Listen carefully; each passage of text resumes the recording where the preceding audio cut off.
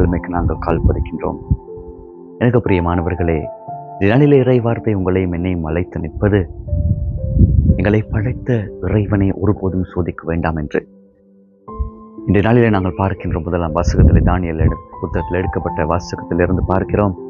பார்த்தவர்களே, நேபுகத்நேசருடைய கால பகுதியிலே, ஆட்சி கால பகுதியிலே சாத்ராக்கு, இவங்க அதே போன்று மேசாக்கு, அதே போன்று ஆபேத் நெகோ, மூன்று நபர்களை பற்றி இந்த நாளிலே நாங்கள் பார்க்கின்றோம்.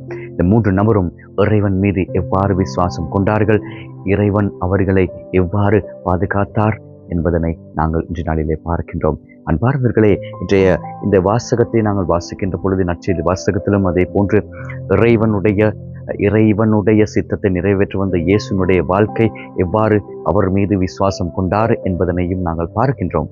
இதனை பார்க்கின்ற நீங்களும் நானும் என்னுடைய அன்றாட வாழ்க்கையிலே நாங்கள் சிந்திக்கின்ற, அன்றாட வாழ்க்கையில செல்லுகின்ற பொழுது இவ்வாறு பலவிதமான இன்னல்கள், பலவிதமான சவால்கள், பலவிதமான தடைகள் இருக்கும்.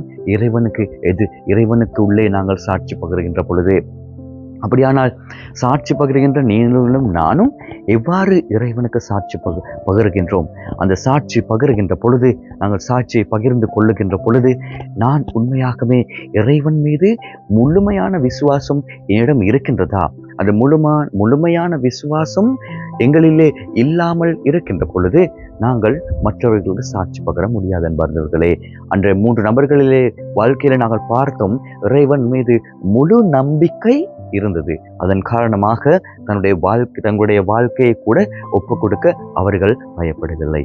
எனவே நீங்களும் நானும் அதை பற்றி சிந்திக்கக்கூடியவர்களாகவும், அன்றாட வாழ்க்கையிலே முகம் கொடுக்கின்ற இவ்வாறு பலவிதமான சவால்கள் இருக்கலாம், பலவிதமான இன்னல்கள் இருக்கலாம். குடும்ப வாழ்க்கையிலே இவ்வாறு மற்றவர்கள் கேள்வி கேட்கலாம், உங்களுடைய இறைவனுக்கு பலம் இல்லையா, சக்தி இல்லையா, இதனை செய்ய முடியாதா என்று.